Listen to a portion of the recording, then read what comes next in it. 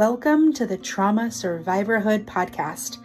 I'm your host, Sarah Miley, an IFS-informed certified trauma recovery coach. This show features interviews from survivors all over the world as they share their impactful story of thriving in their post-traumatic growth. We explore resources, tools, and coping skills to support the trauma survivor community. Enjoy.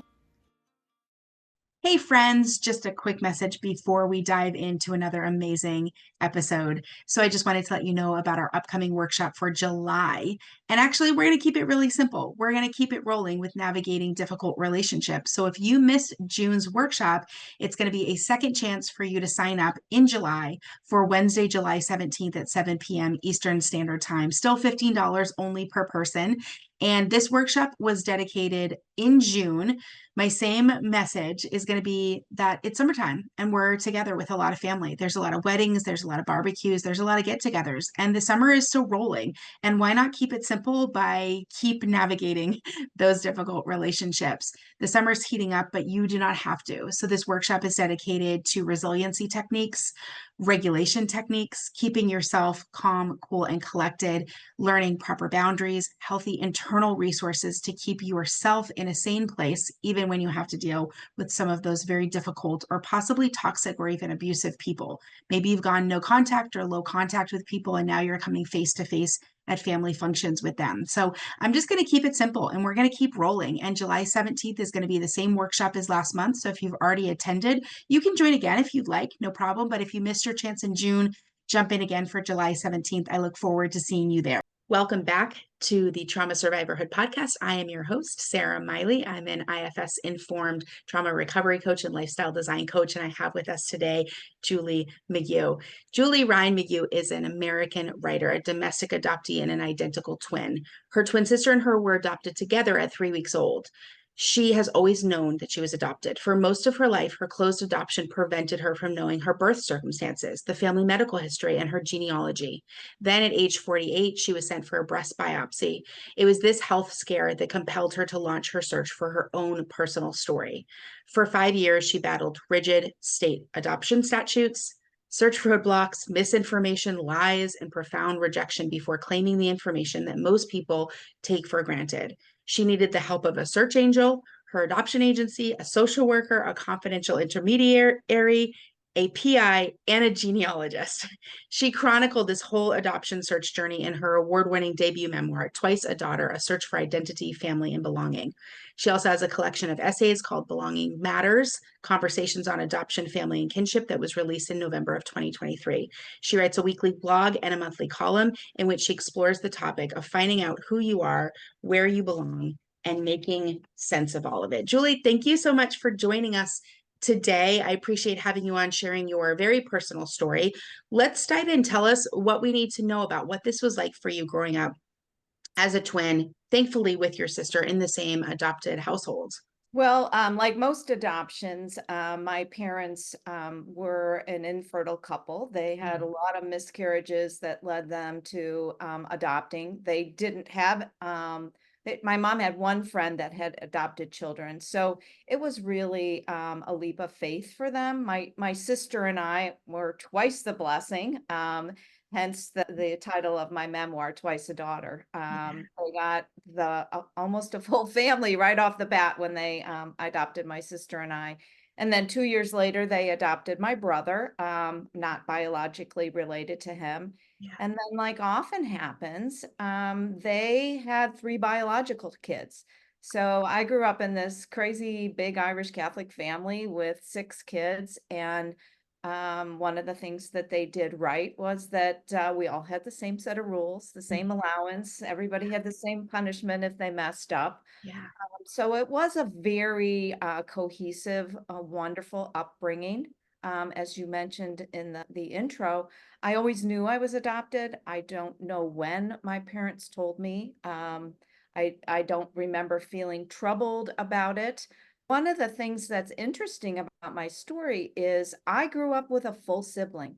My twin sister is even more than a full sibling. We came to find out that we were identical twins, not fraternal, which my parents were told. And so I had this backstop through my entire life. I never had to think about who did I look like. She was right there. But we did have a curiosity about our adoption and what were the circumstances that this happened. One of the things that I want to mention, which is relevant to the theme of your podcast, is by its nature, adoption is trauma. I don't want to be so graphic, but we were literally ripped from our mother's arms. In fact, she never held us. She never saw us. So inherent in the whole equation is this trauma. Did my parents try to compensate for that? Absolutely. We felt wanted, we felt needed, we felt loved. But that little question was always percolating in the back of our minds. Why did this happen to us? Mm. And that's part of the adoption trauma is kids doesn't even matter if they're from a closed adoption or an open adoption, they wonder and they continue to wonder until they know, why did this happen to me? Like any kind of trauma. Why was I in a car accident? Why did my father die when I was a teenager? It's something in life that happens to you that you are always trying to figure out the reasons why and where you land with it. I want you to speak more on closed adoption so we understand what that is. But first, I just want to just drop a little bit of the brain science there, also of the trauma that people might not be thinking of, right? So we talk a lot about the trauma, attachment traumas, attachment wounds that can happen, right? And so attaching to the body that you have been attached to internally for so long, I want people to really recognize that you are attached to a biorhythm of another human being, their digestion, their cells, their DNA that's exchanging with you on a regular basis, their heartbeat, their voice, their environment. And when all of that is not the same on the outside of the womb, there's also inherent trauma there as well. And it often can take a longer time, even for someone who adopts. And I know you guys were very, very young, but when someone adopts, even right from the hospital, it's harder to attach to that new human being caretaker because they smell different. Their biorhythms are different, right? Their voice is different. And so there's a lot of inherent trauma that happens in that attachment space as well. Interestingly for you, because you have this twin, and you have actually attached internally as well. So that is really powerful because you guys had those same biorhythms on the outside as well. And you were able to keep that as a container, which is really, really beautiful. But what happens in a closed versus open adoption? Can you just tell us a little bit of the legalities and logistics there? Sure. So I'm because I'm 65 years old, I'm from that what's called the baby scoop era. There were a lot of white babies available for adoption Mm. back in the 50s and 60s. Yeah. And this comes out because there was no birth control, there was no abortion. So young girls who probably didn't have great sex education found themselves pregnant. They were either teenagers or maybe they just, this just happened. And so closed adoption was a vehicle where the birth mother protected her dignity, protected her privacy.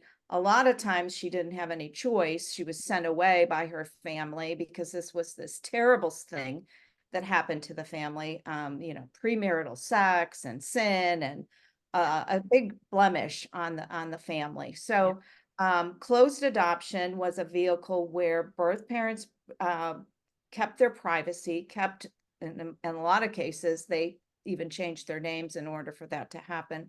And adoptive parents were guaranteed that they were not co-parenting, they were the child's parents. It also, what it did for the adoptees, unfortunately, was we were looked at as a blank slate that we would automatically attach, to use the word that you used before, with our adoptive parents.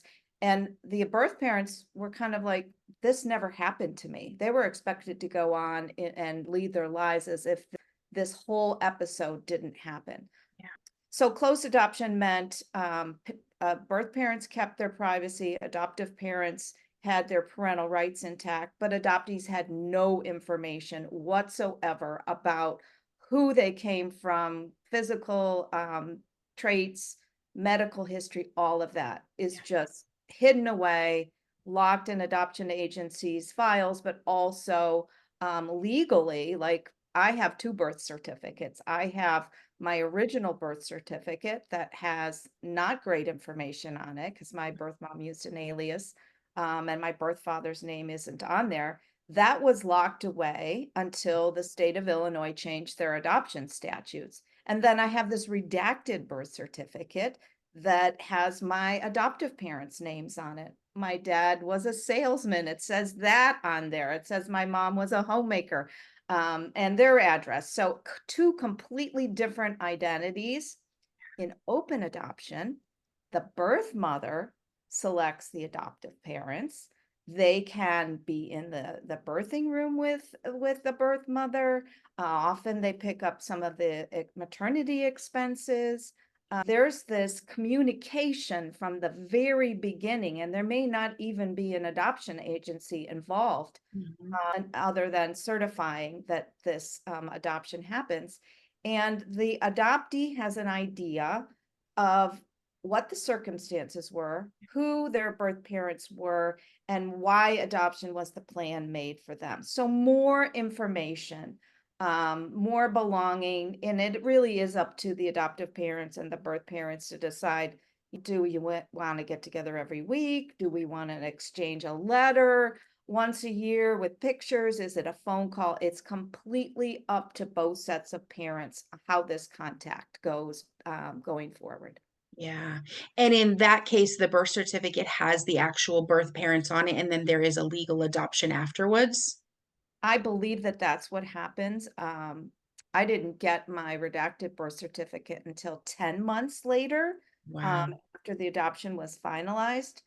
Just an interesting note for people that are interested in the history. So back in 1959, when I was adopted, my birth father's name is not on my birth certificate because a birth father didn't have to sign off on his parental rights.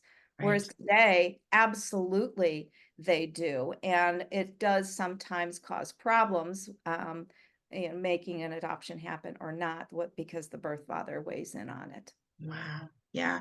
And I hear so much um, of that 1950s, 1960s languaging, right? Of like, first of all, premarital sex, sin, teen, sin, send her away. Make this never even happened, right? Back then it was like if the woman had an affair and got pregnant, didn't matter. No one was going to know it was just her husband's baby. End of story, right? There's just so much of that Puritan culture that was still so active, so much lack of information, especially to women about their bodies and sex. And there's just so much old-timey trauma happening back then. So we've come a long ways, but we also still have, a lot of stigmas surrounding this as well.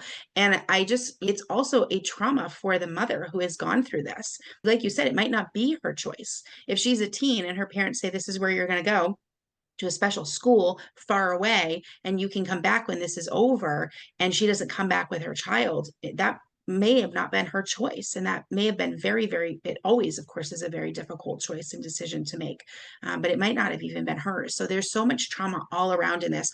You eventually were able to crack this wild system. And I know when I read your bio, there's PIs involved, there's all these, secretive things, there's statute of limitations, there's laws happening.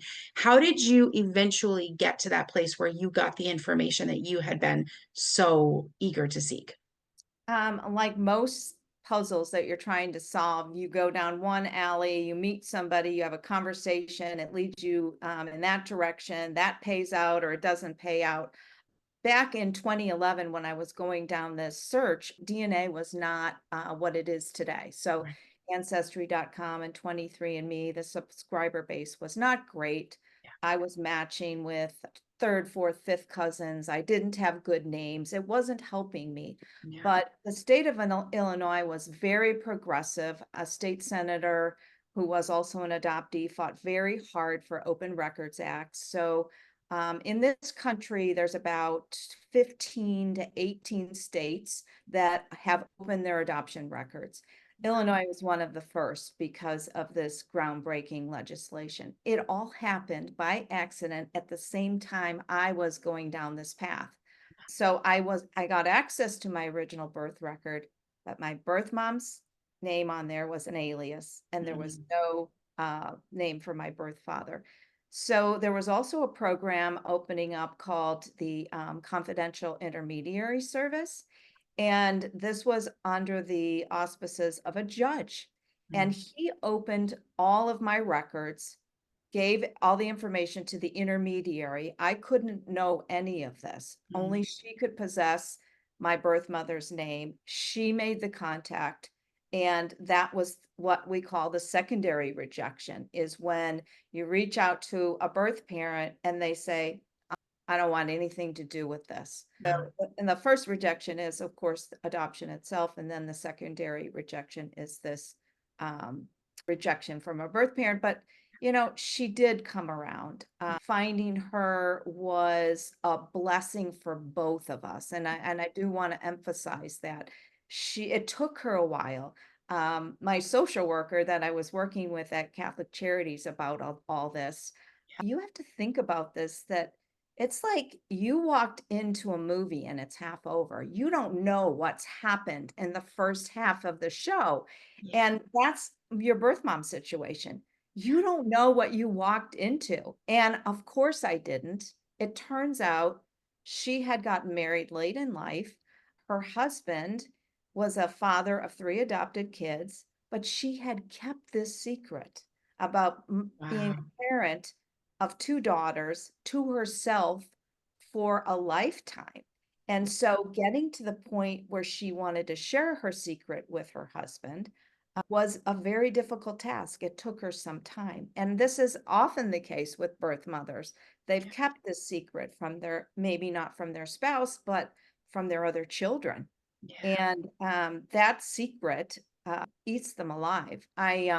Catholic Charities in Chicago has a post-adoption support group, which I became involved in once my birth mom rejected us initially. And it's made up of birth mothers, adoptees, and adoptive parents. Everybody is on some kind of journey, whether it's to find their birth daughter or son, or find a birth parent or a cousin or whatever. And Catholic Charities facilitates all this.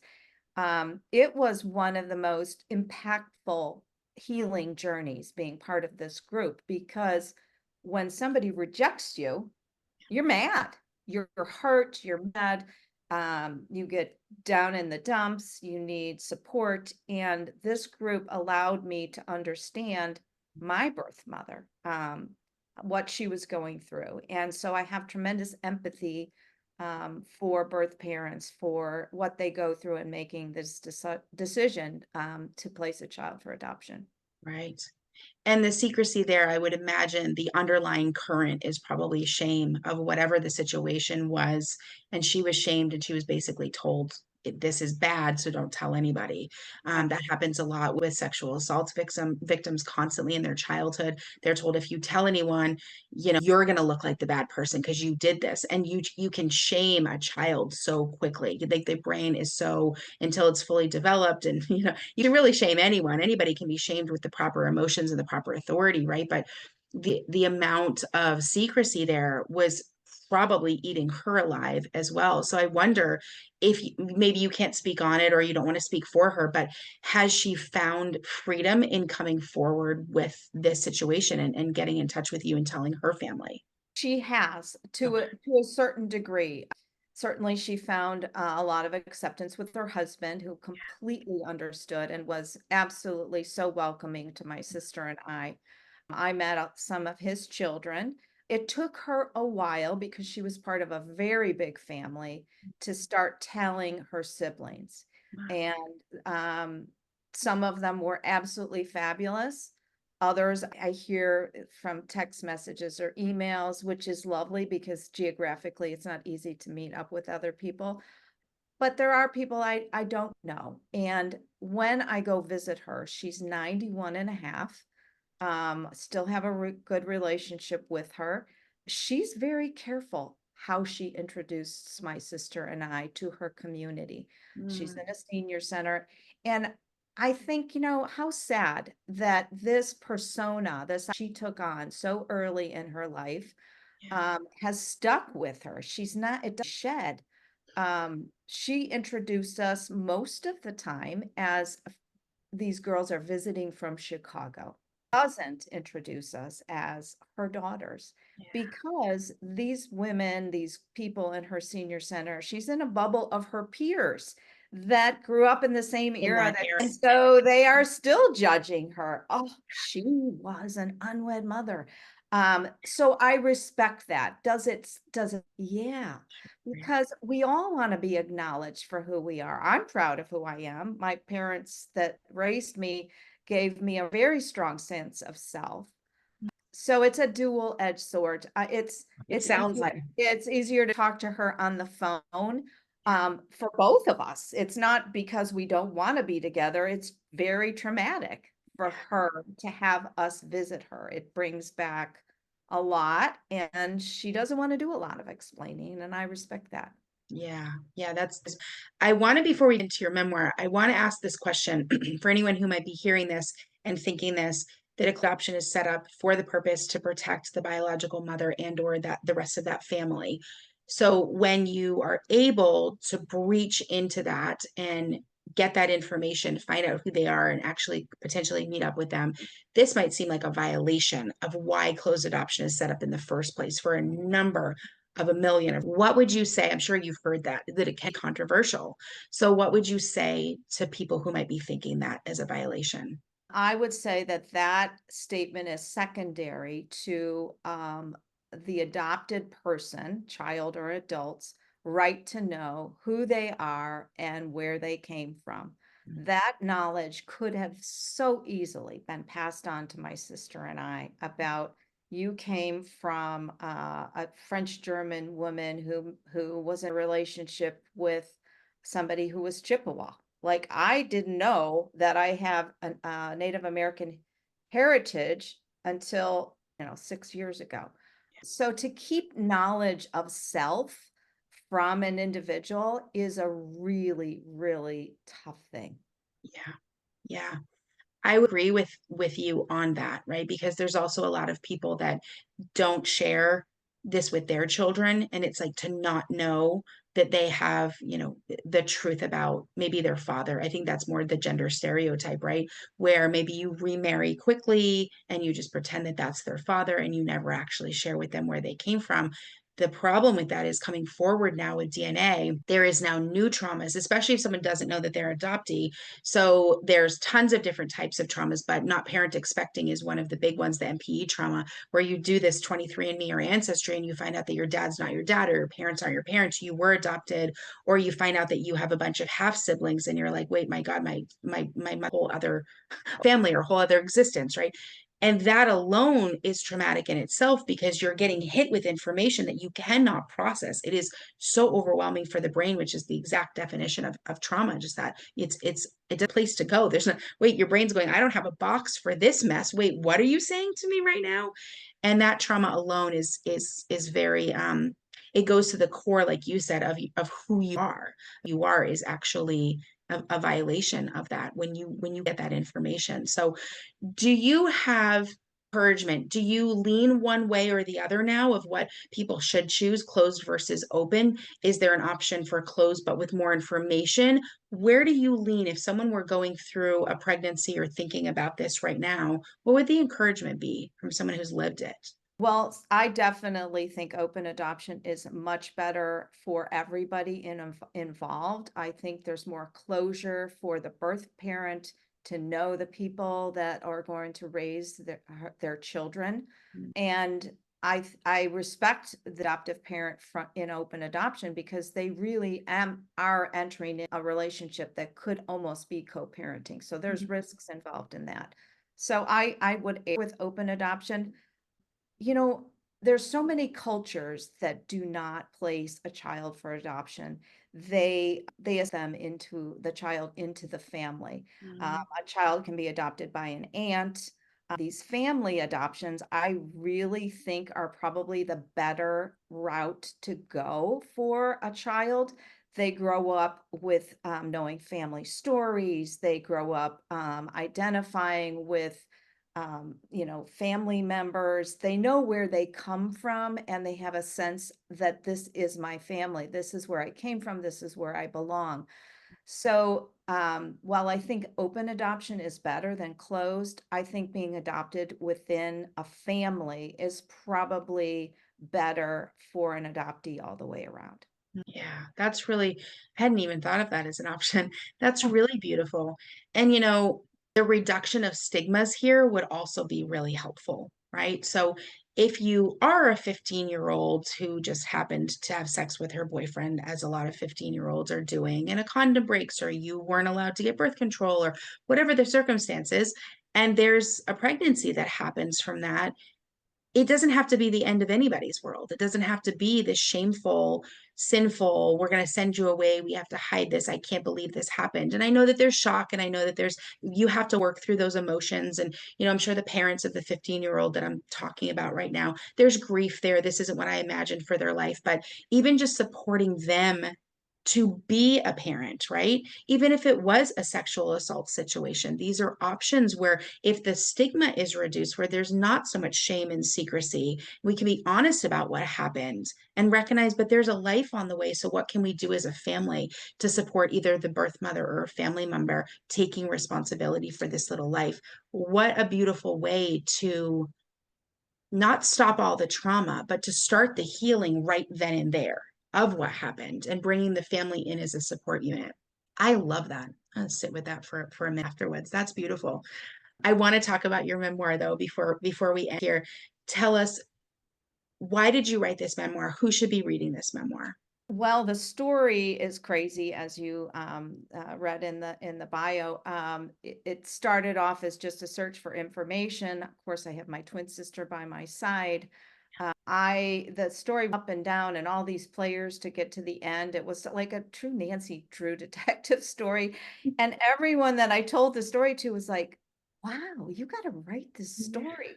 Yeah. So I started off with the idea, think, okay, I'll write the story. Maybe it's kind of a how-to for adoptees like me that don't know how to do this, and they've run into all these roadblocks like I did. So it started off as this, do good episode. What I've come to find though is it the whole career for me that I wasn't even looking for. So I've two books. I have a third one coming out next February.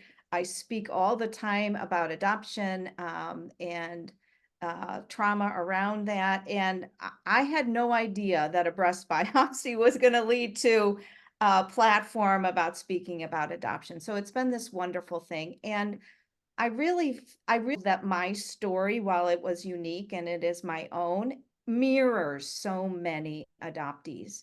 I I also feel that I give some credibility and empathy to my birth mom in my book, which I think people don't realize that this silent person, um, their life was changed so much by what they did. Yeah. So I hope that I provide the whole scenario of how complicated adoption is for all the players in my book. My mom, adoptive mom, happy that I was doing this, even in my 50s.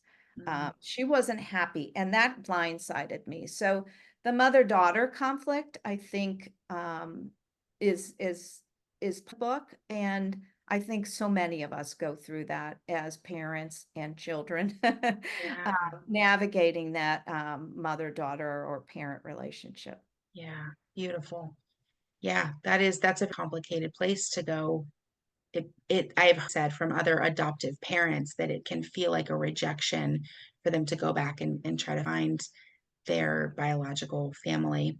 But it's really a search for your, it's an identity thing. And it's very hard and complicated for them to understand. And I also give a lot of respect to your adoptive parents, your mom and your dad, because they were so open with you from the very beginning so that it didn't become a lying kind of secret. There wasn't a shame added onto you that this happened and, oh, we didn't want to tell you. That alone, I think, is really a beautiful testament to their character. So I honor them for that. Before we end, I just want to ask, as I do all my guests, it sounds like this Catholic Charity Support Group was a huge resource for you. What was maybe one or two other resources in your personal healing that were helpful for you? I did a lot of reading before I got involved in all of them. And so there's some wonderful adoption books out there. For people that are interested in closed adoption history, there's the classic is Ann Fessler's book, The Girls That Went Away. Mm. That was very definitive for me to understand my birth mom. But there's some wonderful books that have just come out. Adoption Unfiltered is brand new. It's a book about written by an adoptive parent, a birth parent, and an adoptee. And so it's very relevant to today's times. Yeah. So I recommend reading. One of the beautiful things about this era in which we are all living in is the access to Zoom support groups. There are so many good ones for the listeners to, get involved in, whether you speak or not speak, just to listen to the conversation. So I urge people to check it out. There's NAAP United, which is adopted people, birth parents, and adoptees, and they have programs every week. So there's a lot to act, which is wonderful. Yeah, I think the accessibility when you add in support groups online is very, very useful. Now, you don't even have to get dressed. You don't have to worry about if you're rushing home from the gym so you haven't showered. If it's not in your location, you might fall in love with a particular group that's outside of where it's drivable for you. And so, yeah, it's really all about the connection, the relationship in a support group and the leadership that's there. It might be someone that's way on the other side of the country or the world where you really find the most connection. And that's the healing part, is the relationship. So that's beautiful. Thank you so much, Julie, for being on with us today. Please tell people where they can find you, where they can find your book and follow you and reach out to learn more. The easiest place is just to go to my website, juliemcgueauthor.com. Beautiful. Love it. I'll have that linked up with all your socials. I'll have the book linked up all in the show notes below. So thank you so much. Have a great rest of your day. Thank you, Sarah. Thanks for having me. Bye-bye. Bye-bye. Thank you for listening to or watching this episode of the Trauma Survivorhood podcast. Please subscribe, like, share, and follow. For any information that was discussed in this podcast episode, check out the show notes below. Until next time, be well.